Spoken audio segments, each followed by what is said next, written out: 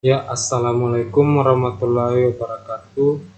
Perkenalkan, nama saya M. Akbar Ismat Amir, Stambuk F55118037. Pada kesempatan kali ini saya akan menjelaskan sedikit mengenai materi API Gateway Microservice.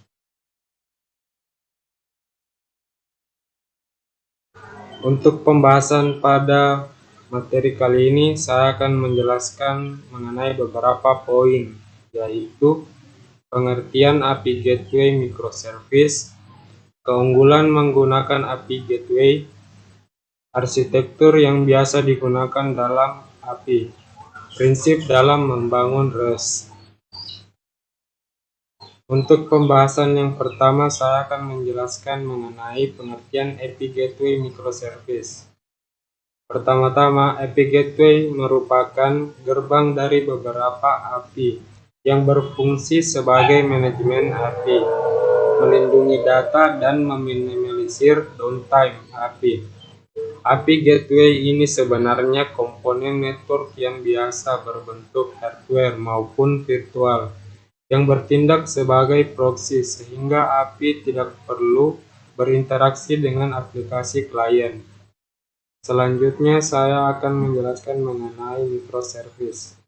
Microservice adalah arsitektur perangkat lunak untuk mengembangkan suatu aplikasi yang dibentuk dari susunan berbagai service yang kecil, berjalan dengan proses sendiri, dan berkomunikasi menggunakan mekanisme yang sederhana, seringkali menggunakan HTTP sebagai media komunikasi API, sehingga API Gateway adalah aplikasi yang bertugas sebagai gerbang luar ke dalam.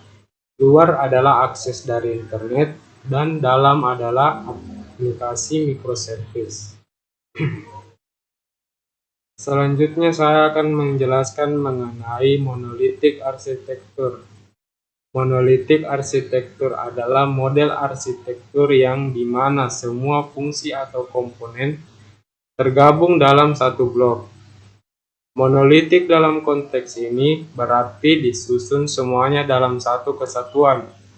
Perangkat lunak monolitik dirancang untuk mandiri. Komponen-komponen dari program ini saling berhubungan dan saling tergantung daripada secara longgar. Digabungkan seperti halnya dengan program perangkat lunak modular.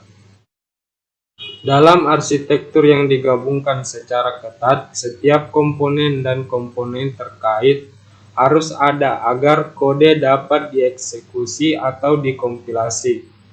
Program monolitik biasanya memiliki throughput yang lebih baik daripada pendekatan modular seperti arsitektur microservice atau biasa disingkat MSA, dan mereka dapat lebih mudah untuk menguji dan debug karena dengan lebih sedikit elemen ada lebih sedikit variabel yang bermain.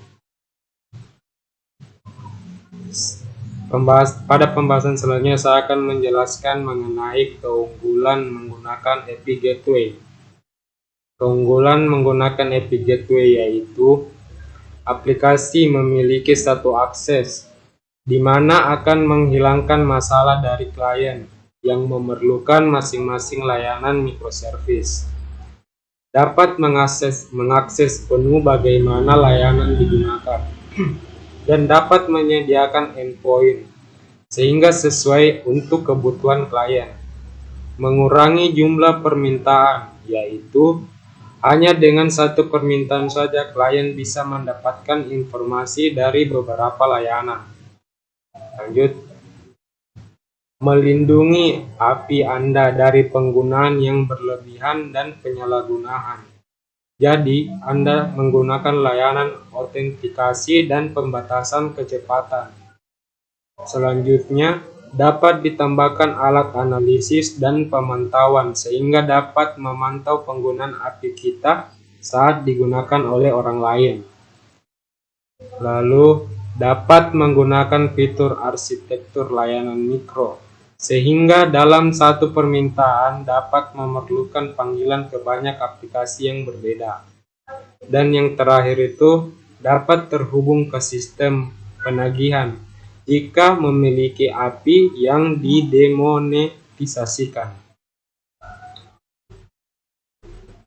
Untuk pembahasan selanjutnya saya akan menjelaskan mengenai arsitektur yang biasa digunakan dalam API.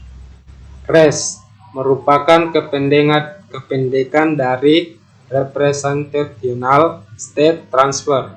REST ini merupakan web service yang bersifat stateless. Jadi setiap kali request hanya menyertakan semua data dan parameter dengan lengkap. Selanjutnya itu terdapat Remote Procedure Call atau biasa disingkat RPC.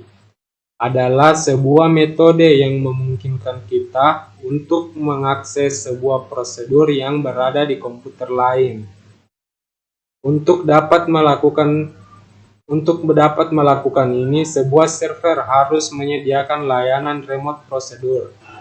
Dan yang terakhir itu terdapat Simple Object Access Protocol atau biasa disingkat SOAP. Adalah standar untuk bertukar pesan berbasis XML melalui jaringan komputer atau sebuah jalan untuk program yang berjalan pada suatu sistem operasi untuk berkomunikasi dengan program pada OS yang sama maupun berbeda dengan menggunakan HTTP dan XML sebagai mekanisme untuk pertukaran data. Untuk pembahasan yang terakhir saya akan menjelaskan mengenai prinsip dalam membangun REST. Terdapat beberapa prinsip dalam membangun REST, yaitu segalanya adalah resource. Setiap resource dapat diidentifikasi dengan alamat yang unik. Menggunakan standar metode HTTP, resource dapat memiliki banyak representasi. Dan yang terakhir itu komunikasi yang stateless. Pada API REST dapat digunakan di dalam API Gateway dengan cara untuk memulainya menggunakan API REST. Anda dapat menggunakan konsol Amazon API REST, API Gateway, AWS CLI, atau AWS SDK. Selanjutnya, untuk mengkonfigurasi API REST di API Gateway agar menggunakan TLS 1.1 atau lebih tinggi, dapat mengatur distribusi CloudFront dengan sertifikat SSL custom di dalam akun yang akan digunakan, dan menggunakannya dengan API regional di API Gateway. Dan yang terakhir, dapat mengkonfigurasikan kebijakan keamanan untuk distribusi CloudFront dengan TLS 1.1 atau lebih tinggi sesuai dengan persyaratan keamanan dan kepatuhan yang berlaku. Selanjutnya itu pengaturan terkait pembatasan gateway API diterapkan dalam beberapa urutan. Untuk pembatasan gateway API ini telah diterapkan dalam 4 urutan, yaitu 1. Batas pembatasan per metode per klien yang Anda atur untuk tahap API dalam paket penggunaan. Yang kedua, batas pembatasan per klien yang Anda atur dalam paket penggunaan. Yang ketiga, batas permodelan metode default dan batas permodelan individu yang Anda atur dalam pengaturan tahap API. Dan yang terakhir itu, pembatasan tingkat akun per wilayah. Mungkin itu saja sedikit mengenai materi API Gateway Microservice, dan mohon maaf apabila ada kekurangan atau kesalahan kata. Saya akhiri. Wassalamualaikum warahmatullahi wabarakatuh. Sekian dan terima kasih.